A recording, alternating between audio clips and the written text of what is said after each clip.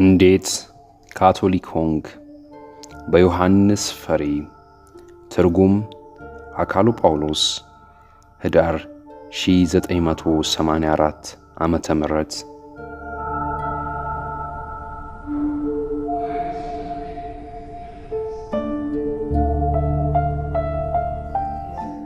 ምዕራፍ 4 የውሳኔው ሰዓት። ክፍል 1 ወደ የቷ ቤተ ክርስቲያን? ቤተ ክርስቲያናት ሁሉ አንድ አይነት የክርስትና እምነት መሰረት ሐሳቦች እንዳላቸውና ይህም ማለት አንድ አይነት ህይወት መኖር መሆኑን ተመለከትኩ። በካቶሊክ፣ በፕሮቴስታንት፣ በአንግሊካን ወይም በሰባተኛ ቀን አድቬንቲስት ቤተ ክርስቲያን እምነት ስለመኖር ከመናገር ይልቅ አንድ ሰው በክርስትና ህይወት መኖር እንዳለበት ሰዎች ሲያወሩ ሰማሁኝ። ስለዚህም ጌታ እንዲመራኝ ወደ እርሱ መጸለይን ቀጠልኩ። ያም ሆኖ ግን በቀላሉ ሊወገዱና አንዳንድ ጊዜ ሆን ተብለው የሚጋነኑ አንዳንድ አበይት የልዩነት ነጥቦች በቤተ ክርስቲያኒቱ መካከል እንዳሉ ተገነዘብኩ። እነዚህም የመጽሐፍ ቅዱስ አገላለጥ፣ የሥርዓትና የእምነት ልማዶች ልዩነቶች ናቸው። ከዚህም በኋላ በእምነቴ የመንፈስና የአካል እርካታ ወደማገኝበት ቤተ ክርስቲያን ለመግባት ፈለግኩ። ይህንንም ስል የምገባበት ቤተ ክርስቲያን ብቸኛው እውነተኛ ቤተ ክርስቲያን ይሆናል ማለት አይደለም። ምክንያቱም የእግዚአብሔር መንፈስ በሁሉም ቤተ ክርስቲያኖች ውስጥ እንደሚሠራ አምናለሁ። ነገር ግን በመንፈሳዊነት እንዳድግ የምትረዳኝን፣ ወደ እግዚአብሔር የምትመራኝና እርሱንም ጠለቅ ባለ ሁኔታ እንዳውቅ የምትረዳኝን እንዲሁም እስከ ሞት ድረስ ታማኝ ሆኜ የምኖርባትን ቤተ ክርስቲያን እንዲያሳየኝ ጌታን እለምነው ነበር። ልኮራባትና መንፈሳዊ እርካታን ላገኝ የምችልባትን ቤተ ክርስቲያን እመኝ ነበር። ከዚህም በኋላ ውሳኔ አድርጌ በካቶሊክ ቤተ ክርስቲያን ለመጠመቅ ጠየቅኩ። ወደዚህ አቅጣጫ የመሩኝን አንዳንድ ግንዛቤዎችን ለአንባቢዎች ለማካፈል ወዳለሁ። ችግር በፈጠሩብኝ አንዳንድ ምክንያቶች ጉዳይ ላይ ከዚህ በፊት ያላቸውን አመለካከት ወይንም ቦታ ሳነጻጽር የካቶሊክ ቤተ ክርስቲያን ያላት አመለካከት ጠቃሚ ሆኖ አገኘሁት።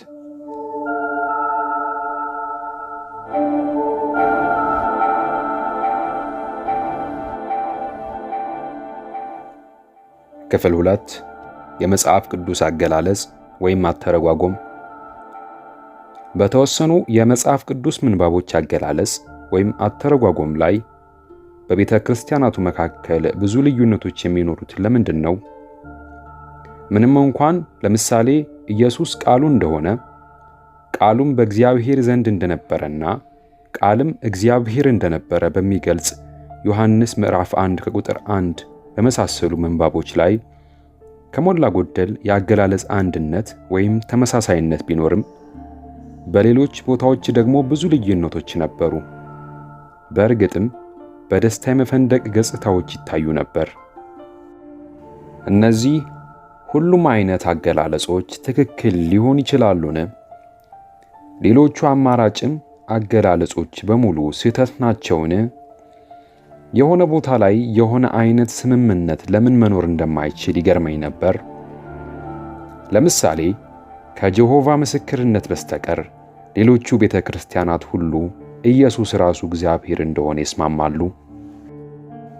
ነገሩን ራሴ ተንተኜ ስመለከተው አንዳንድ የመጽሐፍ ቅዱስ አገላለጾች የክርስትና ሕይወትን ጥልቅና ሰውን ወደ እግዚአብሔር ይበልጥ ለማቅረብ የሚደረጉ ሲሆኑ፣ ሌሎች አገላለጾች ደግሞ ሌሎች ቤተ ክርስቲያናትን ለመጻረር እንደ መሳሪያ እንደሚያገለግሉ ተገነዘብኩኝ።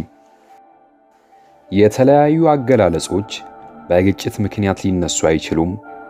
ምናልባት ግን የአኗኗር ሁኔታዎች ልዩነት ምልክት ሊሆኑ ይችላሉ። ለምሳሌ አንድን ምንባብ እንደ አኗኗሬ ለእኔ የተወሰነ መልእክት ሊሰጠኝ ይችላል። እንዲሁም ይኸው ምንባብ ለሌላው ሰው የተለየ ትርጉም ሊሰጠው ይችላል።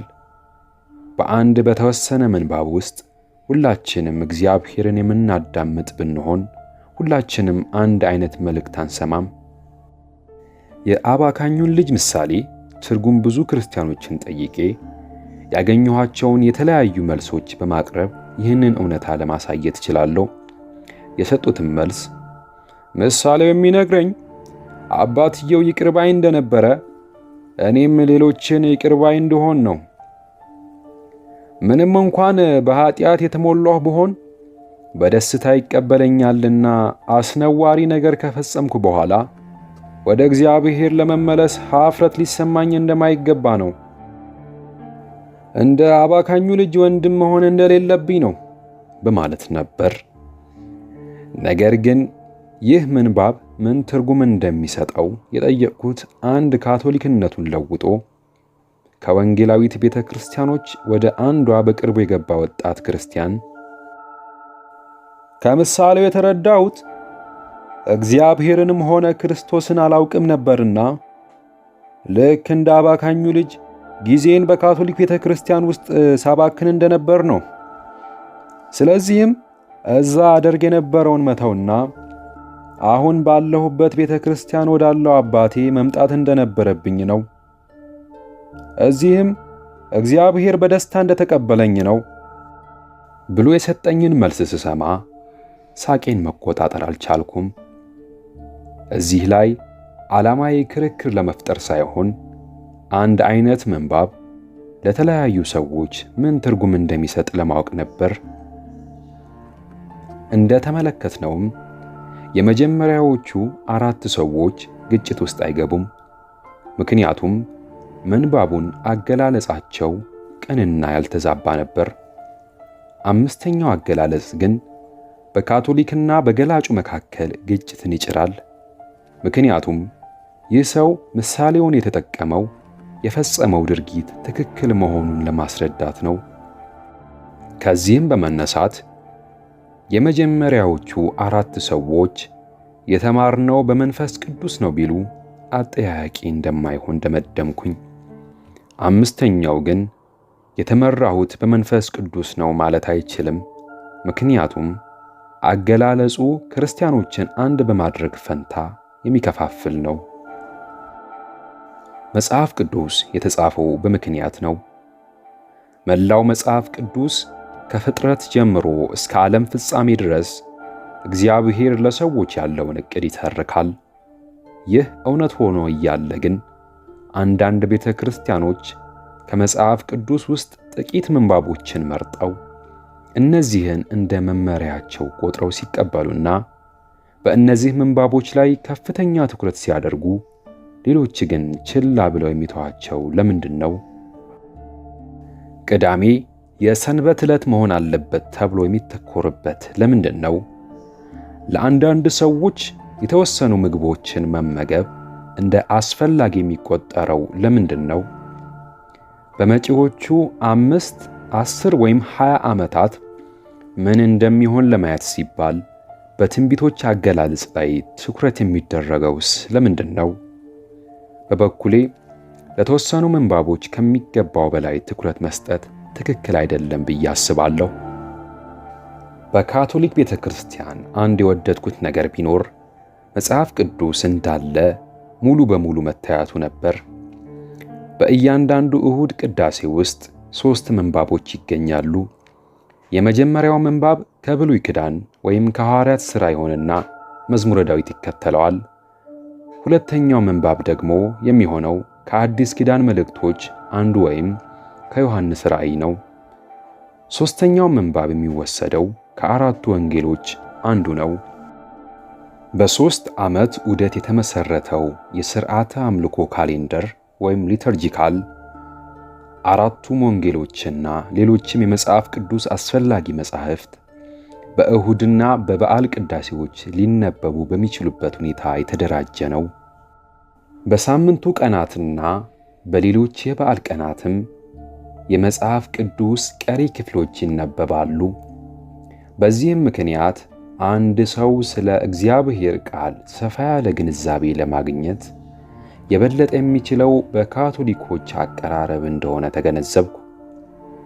እነዚህ ሥርዓተ አምልኮአዊ ለውጦች የተጀመሩት በሁለተኛው የቫቲካን ጉባኤ ሲሆን እነርሱም ካቶሊኮች በግልም ሆነ በቡድን መጽሐፍ ቅዱስን በበለጠ እንዲያነቡ አበረታቷቸዋል።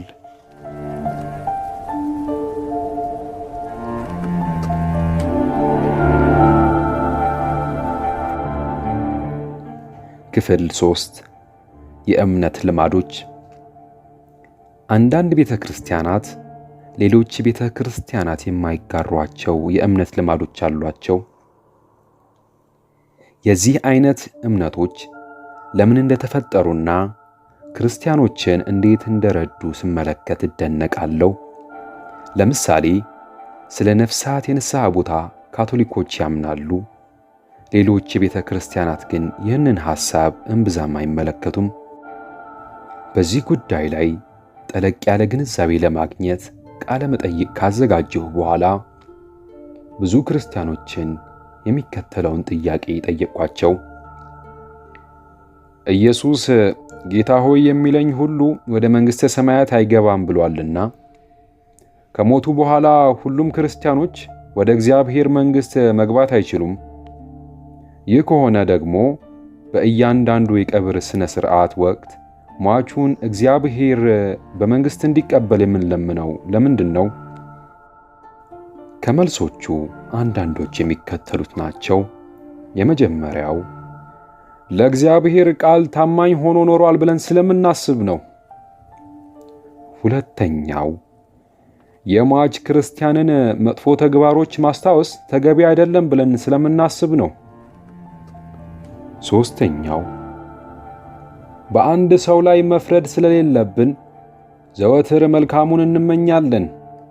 ስለዚህም በእግዚአብሔር እጅ ይሆናል ብለን እናስባለን። አራተኛው አንዳንድ የቤተ ክርስቲያን ባለስልጣኖች ሟች ወደ ቤተ ክርስቲያን መሄድ አቁመዋል በማለት ለአንድ ሟች የሚያስፈልገውን የክርስቲያን ቀብር ሥነ ሥርዓት ሲከለክሉ። አምስተኛው የቤተ ክርስቲያን ባለስልጣኖች ሟችን ሲገዝቱ ወይም ሲያወግዙ የማይሰማውና እዚያው ቤተ ክርስቲያን ውስጥ እምነቱን ለመቀበል የሚፈልግ ዘመድ የቱ ነው? ስድስተኛው ስለ ነፍሳት የንስሐ ቦታ ሰምተህ ታውቃለህን? እኔ በበኩሌ ምንም ነገር አይገባኝም። ነገር ግን እስኪ አንዱን ካቶሊክ ጠይቅ። እርሱም አንዳንድ ሰዎች ንስሐ ቦታ ቆይተው እንደሚያልፉ ይነግርሃል። በእርግጥ ከመጨረሻው በስተቀር መልሶቹ ሁሉ ቅን ሆነው አገኘኋቸው። የመጨረሻው ግን መልሱ ራሱ ጥያቄ እንደመሆኑ ካህን ወይም ሌላ የሚመለከተው ክፍል መልስ የሚሰጥበት ነው። ከዚህ ሁሉ የተረዳሁት ግን የሮማ ካቶሊኮችን ከሮማው መንግሥት ጋር አመሳቅላ ስትመለከተው የነበረችው የኤሚሊ እምነቶች ባለማወቅ ላይ የተመሠረቱ መሆናቸውን ነው።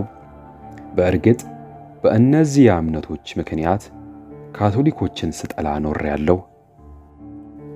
ከዚህም በኋላ በክርስቲያኖች መካከል ግጭትን የሚያስከትሉ እምነቶች ወይም አስተሳሰቦች የመንፈስ ቅዱስ ግፊት ውጤት አለመሆናቸውን አረጋገጥኩ። ካቶሊኮች የሚፈጽሟቸው እምነቶች የሰዎችን መንፈሳዊ ሕይወት የሚያጠናክሩ መሆናቸውን ተመለከትኩኝ። ለእግዚአብሔር ያለኝን አምልኮ የሚደግፉ ስለሆኑም እነዚህን እምነቶች ብማርና ባምንባቸው ደስተኛ እንደመሆን አረጋገጥኩ።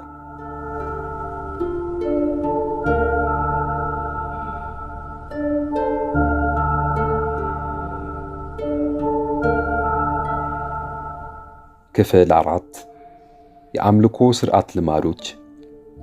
የአምልኮ ሥርዓት ልማዶች በቤተ ክርስቲያኖች መካከል የተለመዱ መተቻያ ርዕሶች ስለነበሩ ዝም ብዬ ላልፋቸው አልችልም።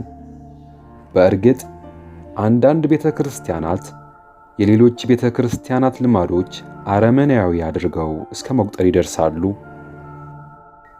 እምነት እስካስገደደው ድረስ አንድ ሰው ከፍ ባለ ድምፅ ቢጸልይ ወይም ደግሞ ጭራሹን እያለቀሰ ቢጸልይ የሚወቀስበት ምክንያት ለምንድን ነው? ማንም ሰው የመቁጠሪያን ጸሎት ስለደገመ ወይም በእሁድ ዕለት ስለጸለየ የሚወቀሰው ለምንድን ነው? በሁሉም ቤተ ክርስቲያኖች ውስጥ አንድ አይነት አምልካዊ ሥርዓትና ልማድ እንዲኖረን የግድ ያስፈልጋልን? አንድ ቤተ ክርስቲያን የራሷ የሆኑ ሥርዓቶችና ልማዶች አሏት። በእነርሱ ለመጠቀሟ ምክንያት አላት። በቤተ ክርስቲያናት መካከል ክርስቲያናዊ ትብብርን ለማዳበር ልማዶችን ማክበር ብልህነት ነው። የሰንበት ትእዛዛት በቅዳሜ ዕለት የማክበሩ የአይሁድ ልማድ ፍጹም ትክክልና ተገቢም ነበር። በሐዋርያት የተጀመረው የሰንበት ትእዛዛት በእሁድ ዕለት የማክበር ልማድም እንዲሁም ፍጹም ትክክልና ተገቢ ነበር። የመቁጠሪያን ጸሎት መጸለይ ፍጹም ትክክልና ተገቢም ነው። ምክንያቱም በደስታ በሕማምና በክብር ምስጢራት አማካኝነት ክርስቲያኖች ስለ ኢየሱስ ሕይወት እንዲያስታውሱ ይረዳቸዋል። የመስቀል መንገድን ጸሎት ማድረግ ክርስቲያኖች ከኢየሱስ ጋር የስቃዩ ተካፋዮች እንዲሆኑ ይረዳቸዋል። በአንድ ሰው አናት ላይ ውሃ በመጨመር ማጥመቅ ትክክልና ተገቢ እንደሆነ ሁሉ አንድ ሰው ውሃ ውስጥ በመስፈቅ ማጥመቅም ትክክልና ተገቢ ነው። እዚህ ላይ ዋናው አስፈላጊው ጉዳይ ከልብ ወደ ኢየሱስ የሚቀርበው ተጠማቂው ሰው ውሳኔ ነው። ከአጠማመቁ ዘዴ ይልቅ የሚፈለገው ጥምቀቱን በነጻ ፍቃድ የመቀበሉ ሁኔታ ነው። ስለዚህ ሥርዓቶቹና ልማዶቹ እስከገቡኝ ድረስ ምንም ችግር አይገጥመኝም። ሆኖም ግን በካቶሊክ ቤተ ክርስቲያን ውስጥ የሚከናወኑት ሥርዓቶችና ልማዶች ለእግዚአብሔር ክብር እንደሆኑ ተረድቻለሁ።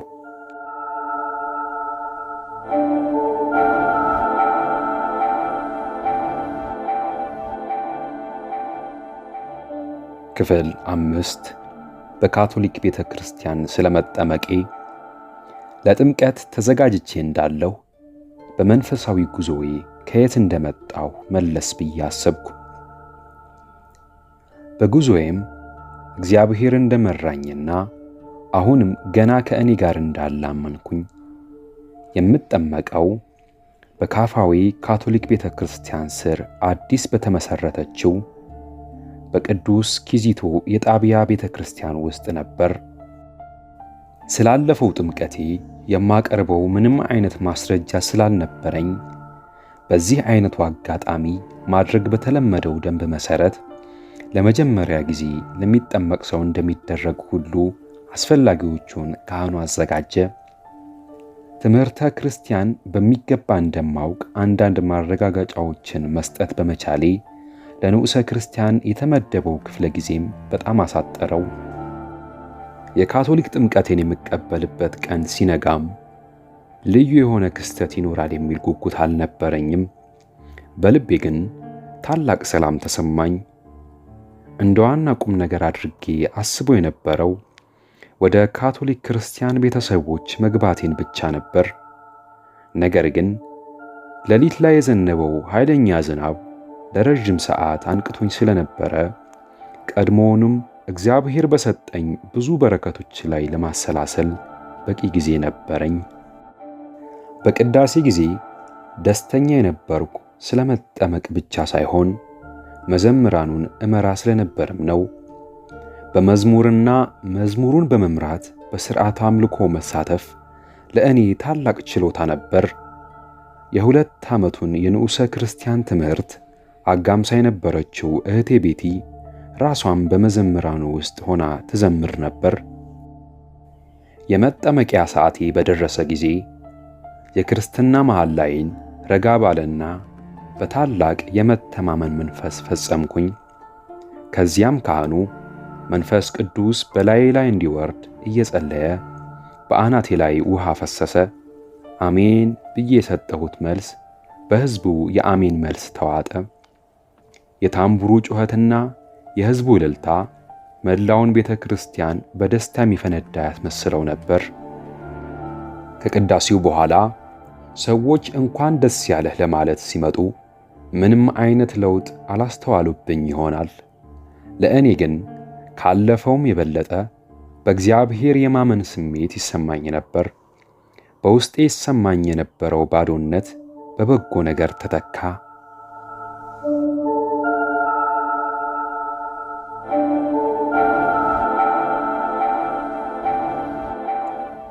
ክፍል 6 ለኤሚሊ ስለመናገሬ።